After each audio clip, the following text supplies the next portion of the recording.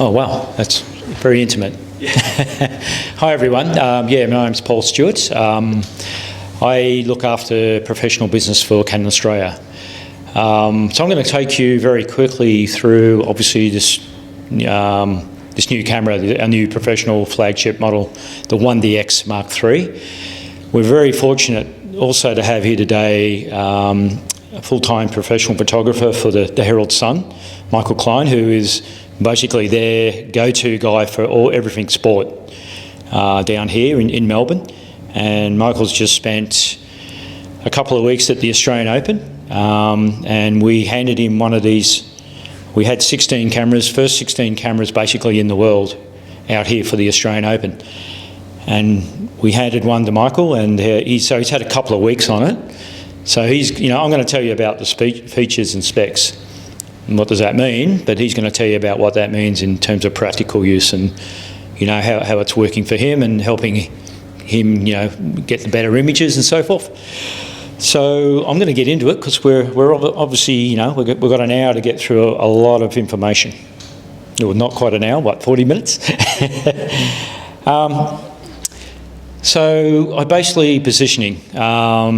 This is a simple one. This camera really is, and I've left the one out here, I just noticed that. There's a 1DX Mark III. It basically is our professional flagship model. It sits at the top of the range. And these are all our other what we'd call cameras where you can remove the lens, okay?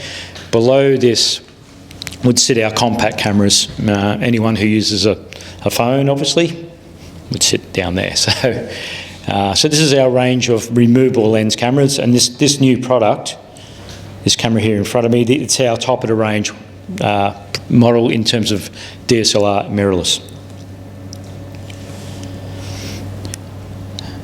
Just go back one.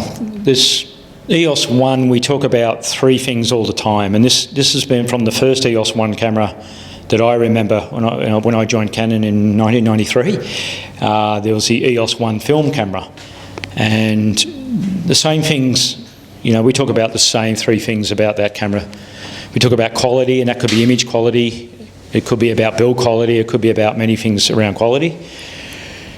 Speed is always the big thing. This camera is all about performance, right? And for photographers like Michael and, guys in the press market, in, event market, Olympics, all those major events, the EOS 1 has provided those, iconic images from those events that have, stick with us and, end up in history books, and, go down in that sort of, have that longevity to always be remembered.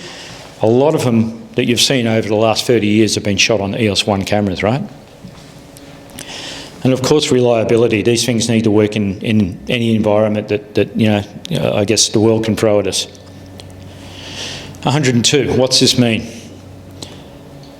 Well, essentially, there's 102 upgrades from the 1DX Mark II. We're not going to get time to go through all of them here today, and we'd be here for hours, because essentially, if you took the 1DX Mark II, throw away everything inside the body, this is totally a new camera. There's literally nothing brought over from the previous model. So we're going to talk a little bit about this and those three pillars I talked about in terms of image quality, speed and reliability. These are the major changes within the camera. There's a lot there, right? There's a lot to go through. Firstly, new sensor. Okay, 20.1 megapixel. It's actually 100,000 megapixels less than the previous model. So you're thinking, wow, there's not much resolution in this camera. What can I do with the images? We know resolution is not the ultimate thing about image quality. There's a lot more going on in this camera, in any camera, where pixels are only one part of the story, right? The Canon processor, and I guess this is a proud part of the Canon legacy, is we make Canon optics, all made by Canon in Canon factories. We make our own sensors. We were the first to use CMOS sensor. In the 30D back in 2000, we were the first to use a commercially viable or available DSLR, which was the 30D, and that was the first camera to use CMOS. Many generations here we are in this CMOS sensor. Processing, it's all about colour, it's all about doing autofocus, it's all doing all those things within the camera to bring it all together. Another thing we don't talk about, because it's really not a sexy thing, is, you know, low pass filters. What the hell is that all about? Well, this is very important. These filters sit in front of the sensor, collect light and help us oversample certain colours and frequencies of light to create, you know, basically a higher resolution image. So yes, it's 20 megapixels, but there's an inherent higher resolution straight from this that this camera produces. Okay, if you want to use this camera, you're going to have to buy new media. Okay, and they're going, bloody Canon, you're making me go out and buy new cards again. There's a lot of good reasons why we're doing this. Once we start getting into the performance aspect of this camera, you'll see why we need this new media. This media is the future. Forget about CFast, forget about SD. So their write speeds all sort of run out of puff at about 500-600 megabytes per second, right? This media runs up to 2 gigabits per second read-write speed. And this camera is producing files and speeds and birth rates which require that media. So if you're going to if you want performance, you're going to have to leave your old media behind and look to the future. And that's what we're giving you. 5 times more birth rates than the 1DX Mark II. So just some, you know, little things you can take away with just to give you an understanding of the process speeds, burst rates and things happening within this new model.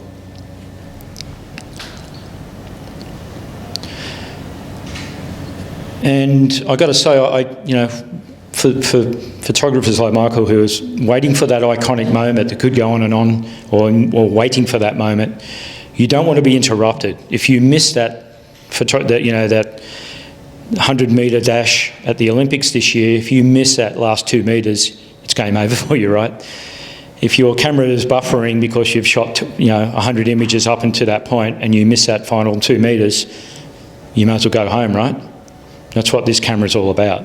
It's getting the AFL, that final mark that's going to win the grand final, right? If you miss that because you've done all the lead up, go home. It's game over. And I know there are, competitor cameras out there, you do have to wait for buffering. You don't have to do it with this camera. We're going to talk a little bit about this new file format too, because this takes us into the future. But if you look at those stats, you don't have to worry about, in stills photography, you will not buffer this camera. Okay, we're talking about 14-bit files in RAW. We're talking, obviously JPEG, we're talking about 8-bit formats. And in HEIF, we're going to talk to you about a new format in 10-bit. So, what is HEIF?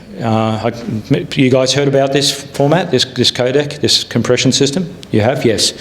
So it's the future. So what we've been dealing with over the last 25 years in my time, when I think about digital compression, I think about JPEG.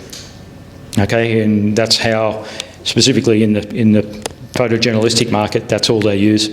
And for general photography, day-to-day stuff, for transmitting over wireless or internet or whatever, it's the norm. It's obviously takes an image, it compresses it dramatically, spits it out to the display device, regurgitates it, and there it is. And that's all good and fine when we're talking about display working in an 8-bit environment. But now most of our displays that we're reference monitors, home TVs are all 10-bit. So they're displaying HDR output, right? So their requirement is, for Netflix and all these companies, is we need 10-bit HDR environment. And this is where stills are still going down that same route, right? So all our display units, so televisions, computers, projection, everything now is working in a 10-bit environment. So why are we still using an 8-bit file format? So basically what we're moving to is a 10-bit compression system. And it's made, so the HEIFs are made by the same people that made JPEG. Same company, same organisation. It's an industry standard compression system that will work with all devices into the future. If you own an Apple iPhone right now, that's already been used in that, okay?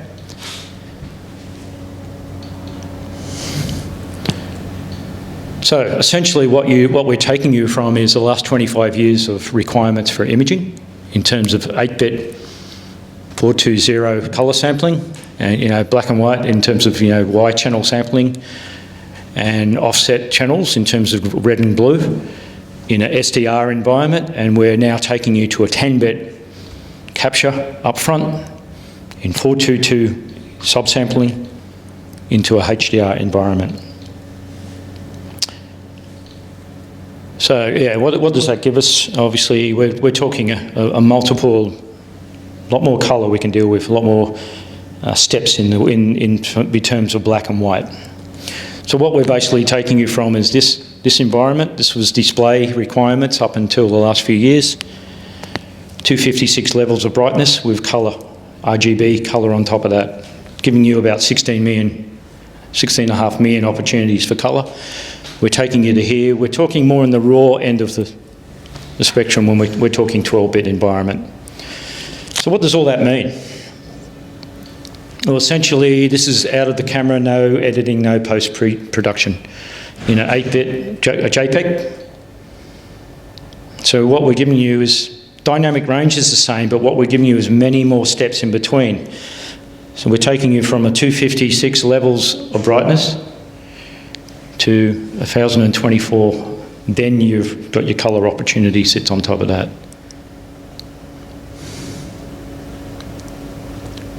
And if you look at the loss of detail down here, you'll see it start to really open up. So what this allows you to do, it allows photographers like Michael to shoot very high burst rates, in this camera at 16 to 20 frames a second, capturing very high, a lot more data. As we know, it's 10-bit now. It compresses it more than your old JPEG compression, holds it on the camera, in the card on a very small file size, and reopens it out on your display in much higher quality. So there's no loss, no time loss, no processing time lost. If you don't want to use this, that's fine. You can shoot JPEG in this camera. That's fine. You can shoot JPEG, you can shoot HEIF, you can shoot RAW. You can shoot a combination of either. You can shoot all RAW and then convert to JPEG. You can shoot HEIF, convert to JPEG. So there's no loss or there's no limitation around what you can use. Let's get into performance. Because this is where we start talking about the big boys' toys, and people get excited about burst rates, and really there's no other camera right on the planet that really reaches the performance of this camera right now. So when we're talking about optical viewfinder, so we're using the camera traditionally, looking through an optical viewfinder, we're up to 16 frames per second. So we're 2 more than the 1DX Mark II, right? And we're well ahead of our competition in terms of optical viewfinder frames per second. And that means, some of our competitors will talk up about, do you get image blackout? Yes, you do, but that's considering the mirror's going up and down. Every time the mirror comes down, I can see it in the optical viewfinder. The subject is being tracked, predicted where it's going to be. The mirror goes up, it captures the image, it goes down, it predicts where the subject's going to be, so it resamples. Mirror goes up, captures 16 times a second. So you're looking at a very high performance mirror / mechanical system in this camera. It's like a Swiss watch, right? If that's out 1 micron, your autofocus is out the door. So that's what you're getting in this sort of performance camera. And remember, we're talking about optical viewfinder here.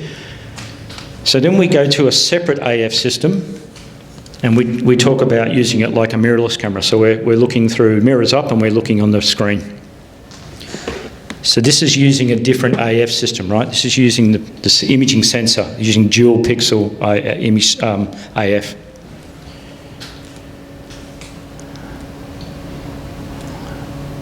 Okay, so essentially, hang on, I need to back up there just a little bit. 20 frames per second. So in that AF system, we are capable of doing, and I've got 2 choices there. I've got a mechanical shutter So that allows me to capture everything without the rolling shutter issue I would get in electronic.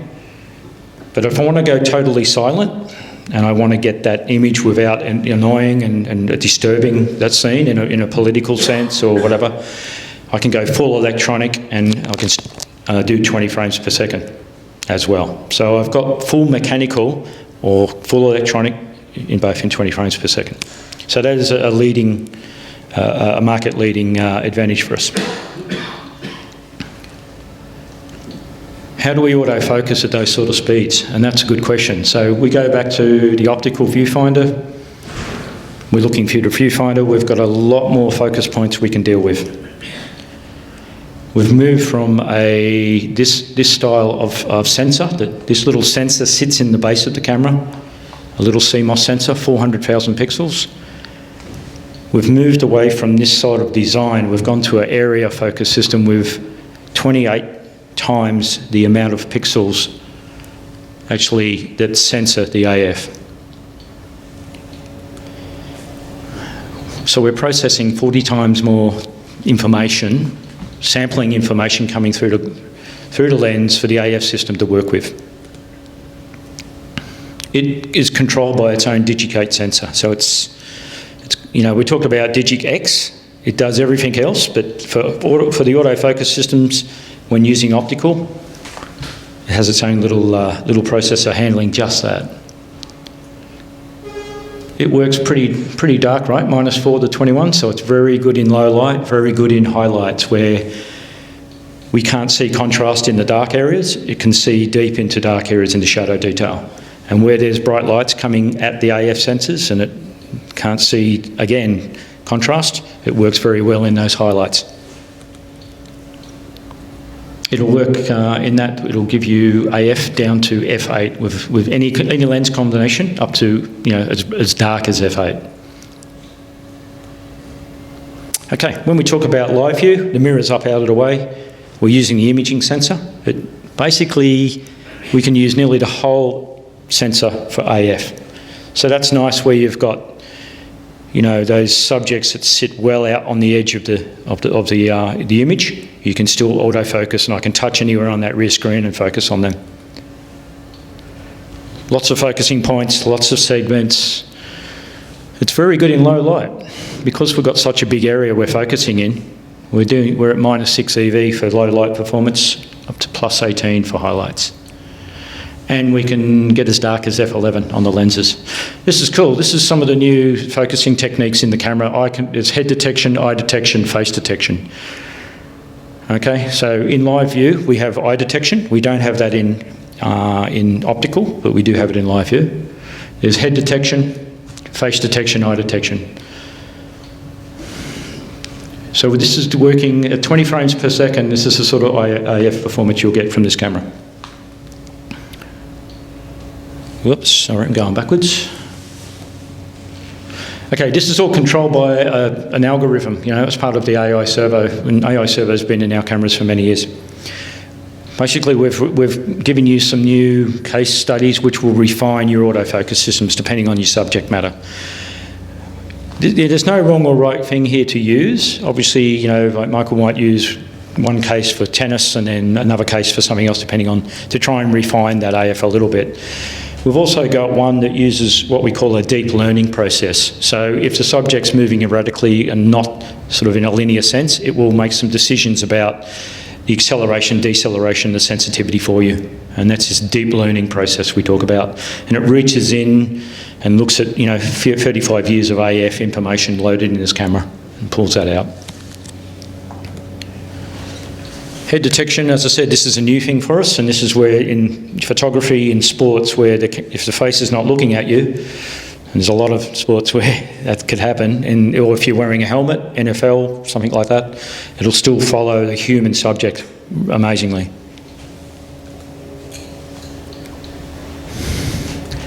This is interesting, and please come and have a play of this after we finish, but this little optical way of these little optical buttons. There's 2 of them on the back of the camera, and they're basically like a mouse. You just run your finger over them and it moves your focusing point and autofocuses when you push it. So there's no need to reach over, change your focusing point, go back in. It's all a single button now. And this is very important. And we're finding photographers, I thought it'd be sort of half would like it, half wouldn't, but we're finding most photographers are within an hour going, this really works. So, how much time we got, mate? We good? Okay. So you can change the sensitivity. You can turn it off for 9. You can do some nice things in the orientation you want. So you can organise that controller the way you want it to work. Networking, not for everyone, but it's important for people, people like Michael and the agencies and, the Gettys of the world, Reuters, and these guys, when they get on courtside or on the side of at the MCG shooting, getting that data online somewhere around the world is important. This is part of their gig, and they need to do it quickly. We've stepped up what you can do with this camera in terms of sharing quickly. So essentially, we've got some built-in Wi-Fi now, which will give you local sending straight from the camera to your phone, talking back to the camera and controlling it, that sort of stuff. GPS capability. If you do want to get into the big boy stuff and start logging into MCG, FTP transfer sites, then you do need the WFT9, and that'll give you basically the full 5 gigahertz bandwidth to play with, and MIMO support, so you can have information going in and out at the same time. More pro features, as I said, there's a lot. Full pinch screen, so full interface with the LCD on the back of the camera. Okay. Annotation. Everything you need in terms of output. The video on this camera I'm going to whip through pretty quickly, but obviously a lot of choices for video. You've got 5.5K RAW, full frame, 60p internal recording at 2.6 gigabits per second. So that is probably the best of any DSLR mirrorless camera currently available. You've got DCI 4K in full frame in crop. You've got UHD 4K full frame crop. You've got full HD full frame crop up to 120p. Okay, so all internal recording. You've got IBIS on for this as well, built into the camera for video recording. You've got, it's all there, right? Full Canon log support. Obviously, we've been doing Cinema EOS products now for about 9 years, so we do video very well. I mean, just being able to do this, many of the top-end cinema cameras struggle to achieve this sort of output, and we're talking to internally in the camera. So 5.5K, 60p, internal raw recording, cinema raw recording, plus a compression standard for 4K DCI. It's quite amazing. Clean output, so if you do want to use a recorder on the externally to record to, you've got full clean output through the HDMI port. Autofocus on the back of that, you've got ways to improve your manual focusing for video. As you know, this thing's built like a tank. It's actually 90 grams lighter than the last one. So we have made it lighter, believe it or not. You'd think it'd have to get heavier. And the good news is the battery life's really good. You can, even in raw cinema, you can get 2.5 hours. I mean, Michael will tell you, the batteries on this thing just seem to go and go. So that's it for me. I'm going to throw over to Michael right now, and he's going to tell you about his experience with this camera over the last few weeks. Thanks, guys.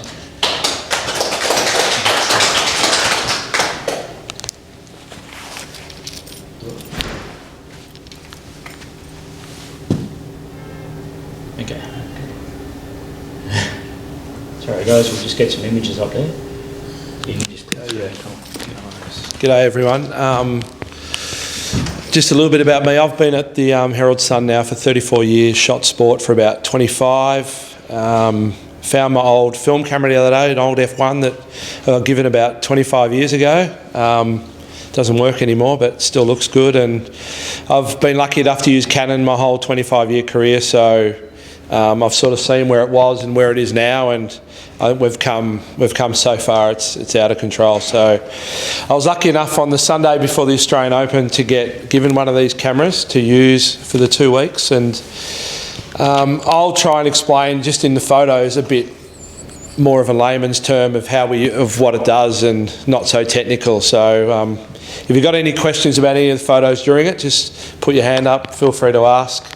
I just want to find one that was oh yeah, how do I go back? Oh, there it is. So I was given this is a very boring photo, so there's nothing exciting about this at all, but I was given the camera 10 minutes before Ash Barty practice, the day before the tournament started. Really didn't have much of a clue about it, but whacked it on 10,000 ISO, which 2 years ago, if you whacked a camera on 10,000 ISO, people would laugh at you and the results wouldn't be so good. But just the tonal range in her shoulders and from the lights hitting her and things, it's just, even in her legs, the muscle tone in her legs and stuff, it's just crazy. Like for 10,000 ISO, that was with a 200 to 400mm lens, so nothing, not a prime lens or anything. And yeah, just I came out of that session thinking the next 2 weeks is going to be exciting, and it was. So, and then so that's Ash Barty during the day. I think it was shot. I think it's a 600mm lens shot at a 30th of a second. Maybe just playing around, just trying to get something different. I know the papers are only ever going to run forehands and backhands, so I try not to let that sort of pigeonhole me, but after you get a forehand and a backhand, then we just muck around a bit. And so this was, yeah, like I said, that's a 30th of a second. I probably shot, and I think most photographers will tell you, they probably shoot 500 frames to get one that works. And yeah, it's hard to stop someone's head at a 30th of a second when they're jumping and serving and action's full on. So lucky with that one, and the light's the right time of the day, and even again there, the tonal contrast from the shadow under her chin to her face, there's no, you know, that's just shot at JPEG, there's no raw there, there's no doing anything to it afterwards, it's just what come out of the camera.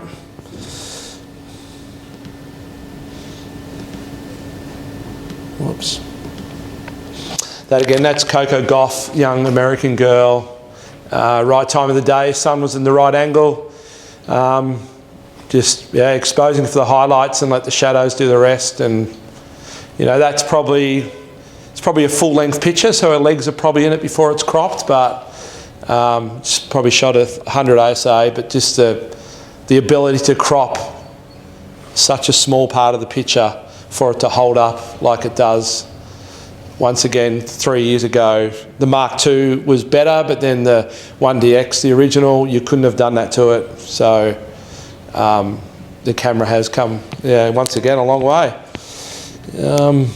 That's just Roger Federer, shot on a 85mm 1.4, nighttime, nothing special about the light, but yeah, just the camera makes the light look good. It's just, and that might have even been on head recognition. So just he was pretty close to me there because as you can see, it's from the angle it's shot up into the crowd. So if he was further away, to be shot more into the yucky backgrounds. But yeah, it's that one.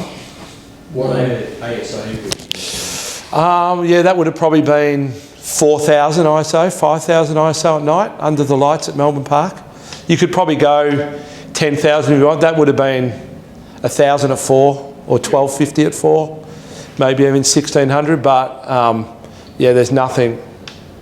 And you know, like I said, 4,000 or 5,000 ISO, which is, you know, as you probably know, 5 years ago was impossible. So. This picture here, I just one day got a bit bored sitting beside the court. It was probably getting too hot for me. So that's with a 600 with a 2x converter, so 1200mm. From up on the concourse level at the other end of the court, it's nearly full frame because it's that long a lens. That's on head recognition, so it just followed his head around. The light's okay, it's not that great a light. for that time of the day. It was probably 2 o'clock in the afternoon, so it wasn't really low light or anything, but just mind-blowing that what the head recognition can do with a 600 and a 2x converter, which, you know, I keep saying it, but 5 years ago, a 600 with a 2x converter, you wouldn't have got a sharp picture.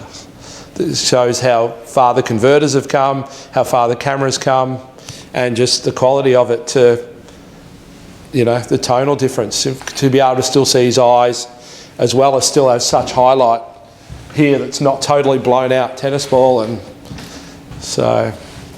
Are you hand holding that, or is that? No, that would have been on a monopod for sure, yeah.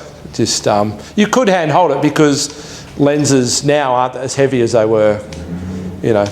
We used to lug 4 and 600s around a golf course for 8 hours and be hammered at the end of the day.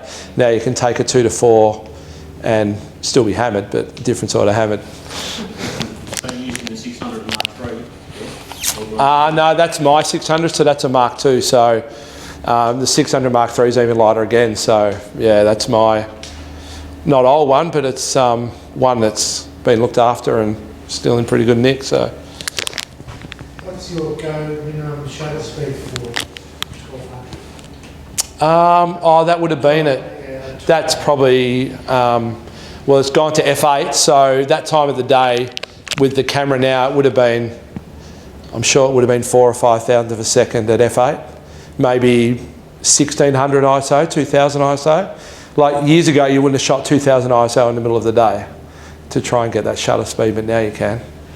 But from your experience, you know, the old rule of 1 over the shutter speed, 1 over the focal length would be minimum shutter speed. Yeah. Do you still apply that with the cameras, or do you? No, not really. I don't think I've ever applied. I don't think I've ever applied those rules. I just I don't know. Yeah, I shoot pretty basic, so I don't really have formulas, and that's just me. Other people might, but I don't really have formulas, and I just, yeah, I don't know. I try to shoot wide open a lot of the time.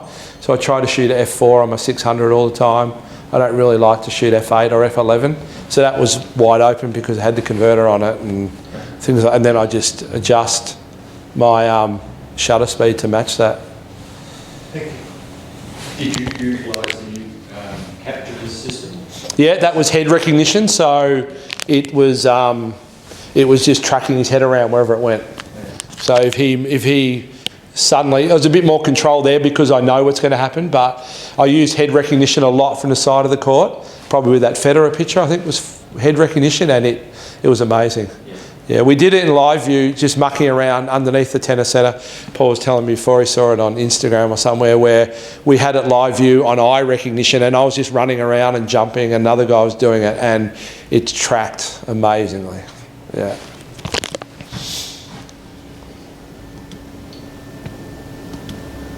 So that again that's from the concourse late in the day. Probably I think the light comes across centre court at about 5:30. When I say the light comes across, because of the roof and the sun setting, the shadow creeps across the court. So that's probably at 20 to 6 in the afternoon. The last tiny little bit of light that hit her face. So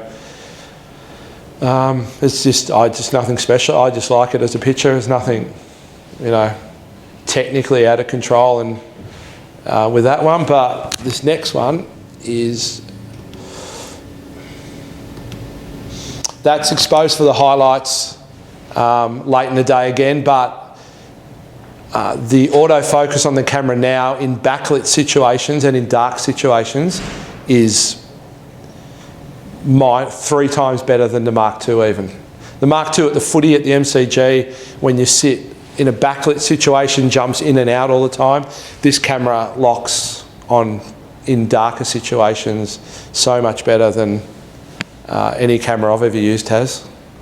And because we try to shoot, a lot of guys they try to shoot backlit as much as they can, just to control the light. And with this new camera, backlit's not going to be a problem anymore.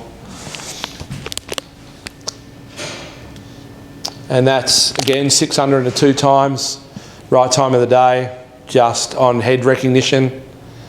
Just so sharp. It's not funny. So, And we did use, with the live view and the silent shooting, 20 frames a second. When you sit courtside, when Rafa Nadal's playing, you've probably seen that he sweats a lot and it drips off the end of his nose. And if 20 of us are sitting there and we all hammer 14 frames a second in a quiet situation, get quite loud.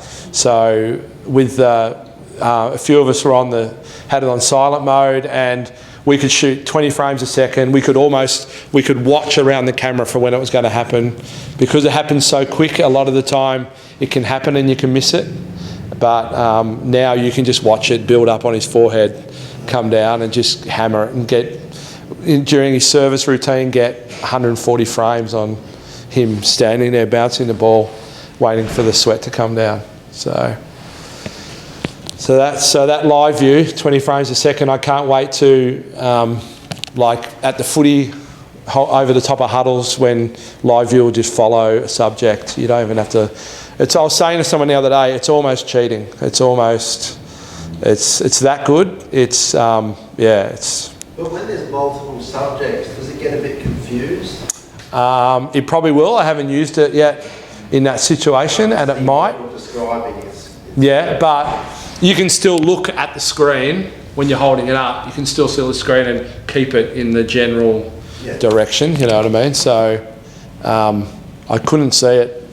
Even if you just, I don't know, Paul might be able to answer that one better. What do you reckon?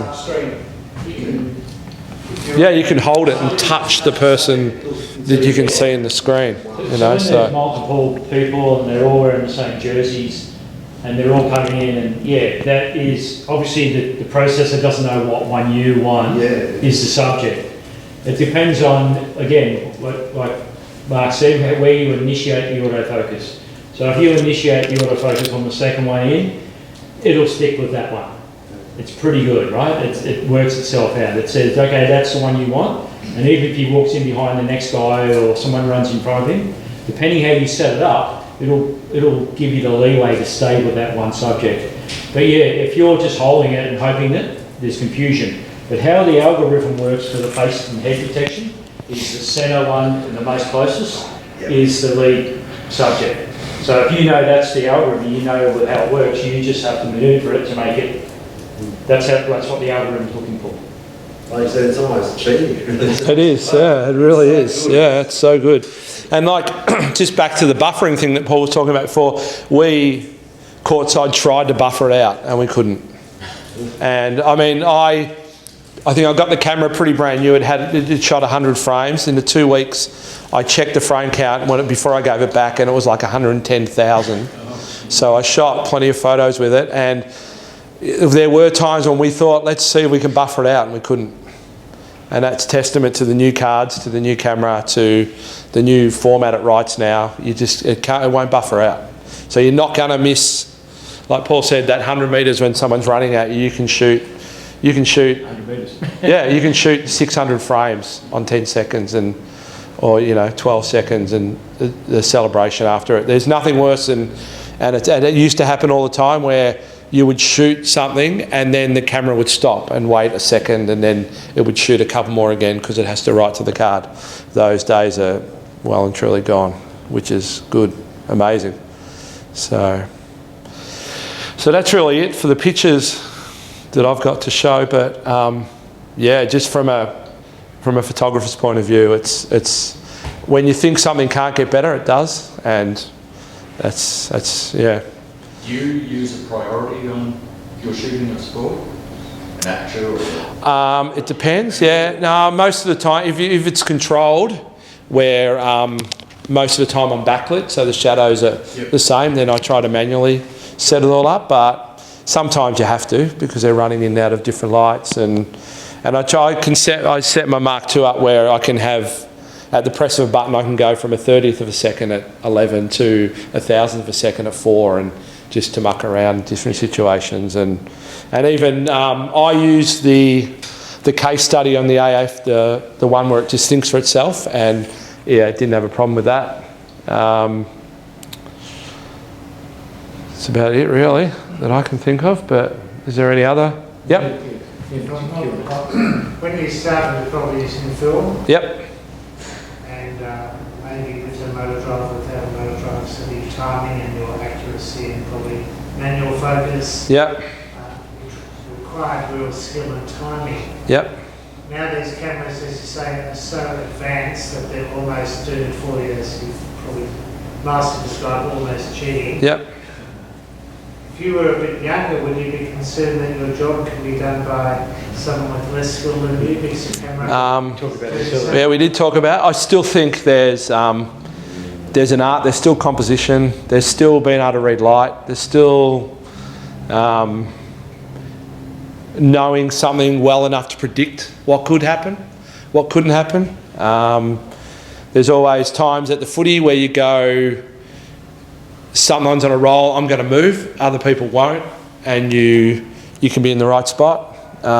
So I still think there's an art to photography. I think these lessen your chances of stuffing it up, but I still don't think that you can still shoot an out of focus picture with it. Don't worry about that. So it's not totally making everything you're pointing the camera at, sharp. I remember my brother-in-law told my kids that in 20 years' time, photos will be taken by robots, but I don't think that's true. I still think there's an art for a photographer.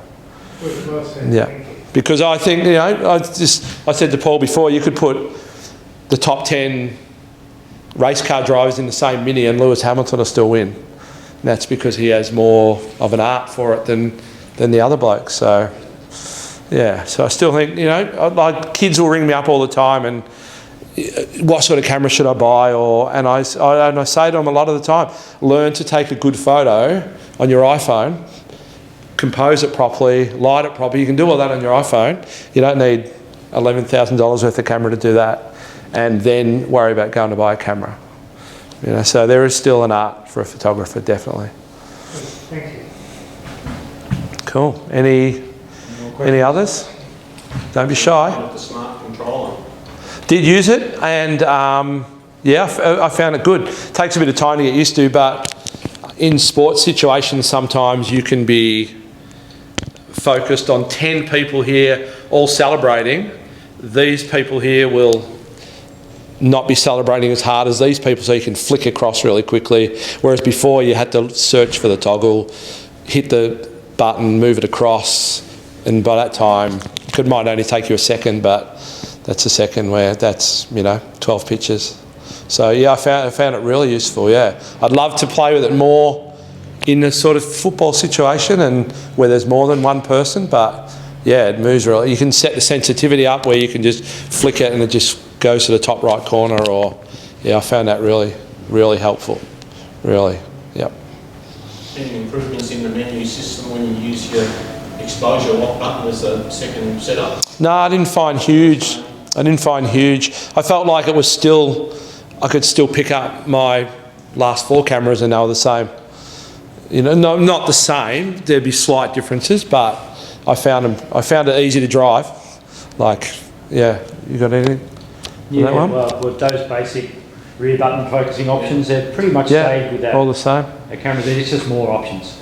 Yeah, it's just that on the Mark II I find that it's a bit clunky trying to change your settings. So Right. say you want to go from a 30th of a second Yeah. to a 10th of a second. Right. Yeah, It's just quite a few button presses. Yeah, right. You can change it. yeah. Have you tried the second button setup where you can set up Yeah, one whole settings and then Yep, on the that's rear what button I'm it goes through the second block settings? That's what I'm talking Yeah, about. it's similar on this camera. Yeah, okay. Yeah. Sorry, what was the storage capacity of the medium?